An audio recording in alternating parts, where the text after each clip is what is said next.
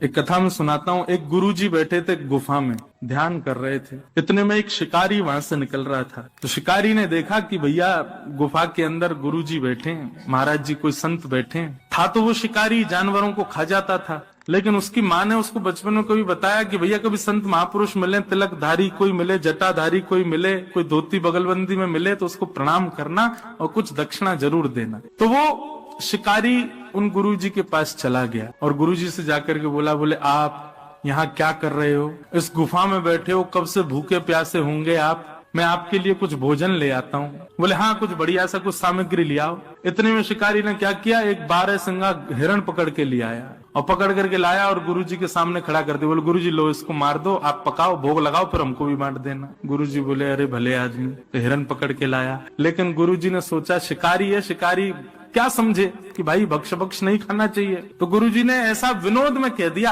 अरे हम ये साधारण हिरण नहीं खाते, हम तो ऊंचे और महंगा वाला और श्रेष्ठ गुण वाले हिरण का भोग लगाते हैं। बोले महाराज ये 12 सिंगा है, इससे भी श्रेष्ठ कोई हिरण होता है?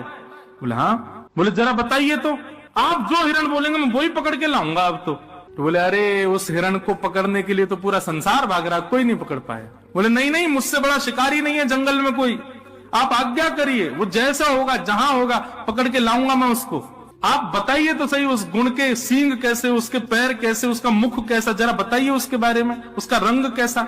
संत विनोद में ही बोलने लगे, बरहा पीडम नटवर वपु कर्णयो कर्णकारम विभ्रदवासः कनक कपिसम वैजयंतीं च माला रंध्रान् वेणो अधर सुधया पूरयन् गोप वृंदै वृंदारण्यम स्वपद रमणम प्राविशद गीत कीर्ति।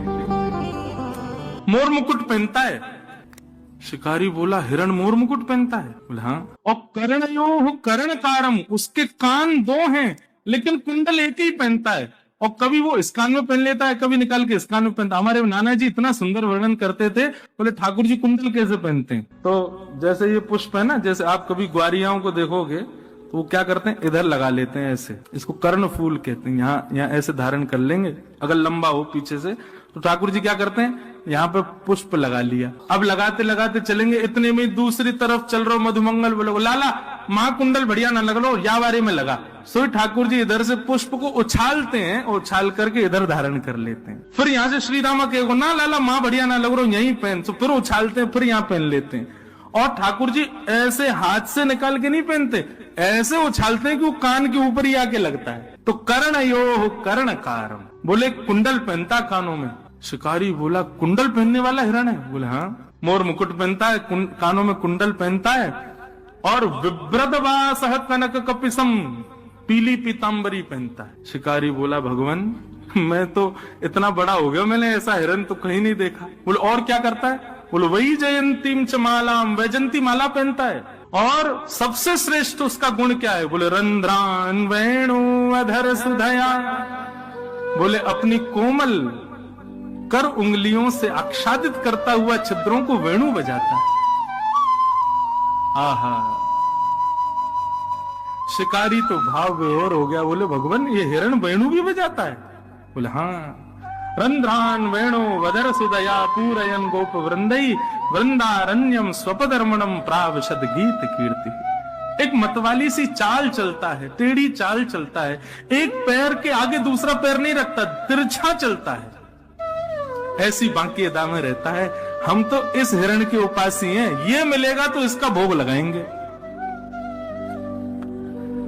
शिकारी ने कहा गुरुजी मैं आपको वचन दे के जाता हूँ, जब तक ये हिरण मुझको नहीं मिल जाएगा मैं भी भूखा रहूंगा। अब तो इसी हिरण को पकड़ के लाऊंगा, पहले आप भोग लगाना, फिर उसी का प्रसाद मुझको दे देना। अब गुरुजी तो अपने ध्यान में चले गए, बोले ठीक है जाओ जाओ जाओ अपना शिकार करो। लेकिन वो शिकारी तो बड़ा सीरियस हो गया, वो तो निकल गया महाराज, एक एक गुण लिख लिया था उसको। अब वो ढूंढ रहा है। अब देखो गुरु की आज्ञा मान करके और वो सब गुण दे करके शिकारी भली शिकार की भावना से जा रहा है, लेकिन चिंतन तो ठाकुर जी का कर रहा है ना। सामने हिरण आ जाते हैं तो सोचता नहीं ये नहीं है, मोर मुकुट वाला होगा, ऐसा होगा। 1 दिन बीत गए, 2 दिन बीत गए, 3 दिन बीत गए, 4 दिन बीत गए। भूख के कारण प्राण निकलने लगे उस शिकारी के।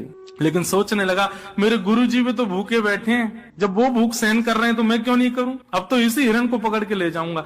इतनी व्याकुलता उसके तन में आ गई, शिथिल हो गया, गिरने लगा, ऐसी स्थिति आ गई।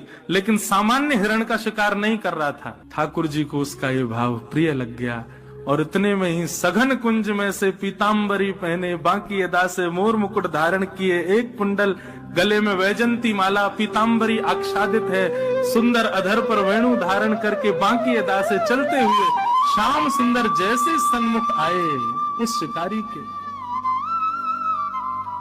ठाकुर जी के रूप माधुरी को देख करके एक एक अंग को जब उसने देखा तो उसको याद आया गुरुजी ने जो बताया था, ये तो बिल्कुल वैसा ही है।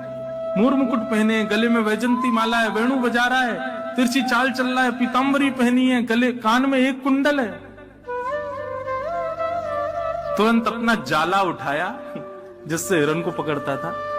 ठाकुर जी आगे आगे चल रहे, वो पीछे पीछे चल रहा है। और जैसे ही मौका पाया महाराज जाला फेंक करके ठाकुर जी को उसमें बंदी बनाया और बांध करके जाला कंधे पर टांगा, ले गया गुरु जी के पास। गुरु जी जल्दी बाहर आओ, आपका बताया हुआ हिरण पकड़ के लाया हूं मैं। महाराज जी बोले ये और पता नहीं, अब पता नहीं कहां से कौन सा हिरण ले आया है। जैसे ही निकल करके गुफा से बाहर आए तो क्या देखा, शिकारी के कंधे के ऊपर बंसी बजा रहे ठाकुर जी बैठे हुए हैं। जैसे ये दृश्य देखा महाराज, देखते ही महाराज जी तो मूर्छित होके गिर गए। होश में आए, जलवल डाला उसने शिकारी ने, बोले गुरुजी होश में आओ।